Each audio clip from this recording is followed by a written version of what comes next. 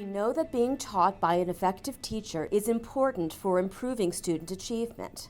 Therefore, federal policy emphasizes equal access to effective teachers. But what do we know about the extent of inequitable access to effective teaching? Do disadvantaged students have as much access to effective teaching as other students?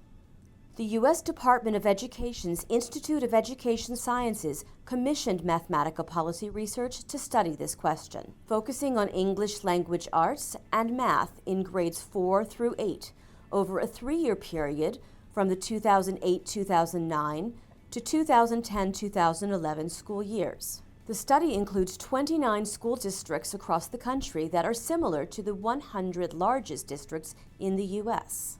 Eric Eisenberg, a senior researcher at Mathematica, is the principal investigator. The study measures the effectiveness of teaching received by disadvantaged students compared to the teaching received by all other students.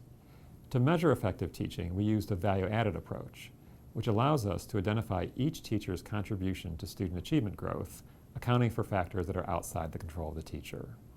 We then compared the average value added of teachers of disadvantaged students to the average value added of all other teacher students, using free and reduced price lunch as a way to identify which students were disadvantaged.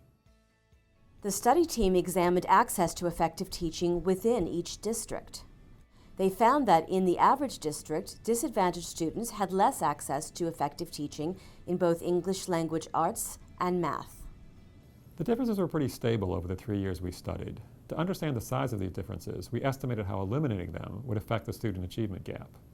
We found that if you could eliminate unequal access to effective teaching in 1 year in the study districts, this would reduce the achievement gap by 2 percentile points in both subjects.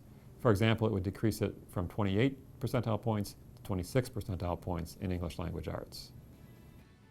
In addition to looking at averages across all of the districts, the team also wanted to understand whether there were individual districts where the situation was different. Jeffrey Max is a co-author of the report. We also found that access to effective teaching differed across districts.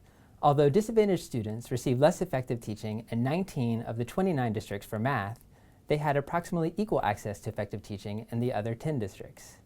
In English language arts, disadvantaged students received less effective teaching in 27 districts. They had approximately equal access in the other 2 districts. The study team also looked at whether unequal access was related to teacher and student school placements, as well as the assignment of students to teachers within schools.